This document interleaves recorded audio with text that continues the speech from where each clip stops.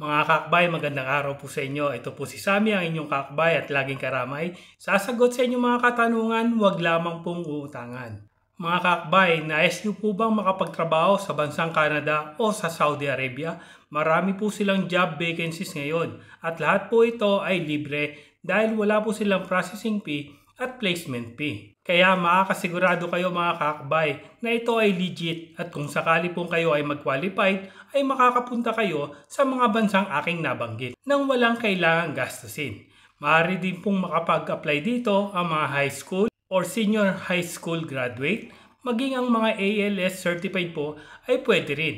At syempre, ang mga college graduate ay pwede rin makapag-apply. So mga kakbay, kung interesado kayong malaman ang mga job vacancies ngayon 2025, then please continue on watching. At kung bago po kayo sa aming channel, ay huwag pong kalimutang mag-subscribe at hit ang notification bell para lagi kayong updated once we upload a video like this.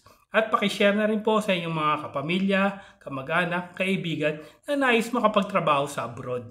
Mga kakbay, tandaan po, ito po ay walang kailangang bayaran na processing fee o placement fee basta kayo ay qualified sa mga qualification na inyong makikita sa video ito. Kaya samantalahin nyo po ang inyong pag-a-apply dahil magaganda ang kanilang mga ino-offer.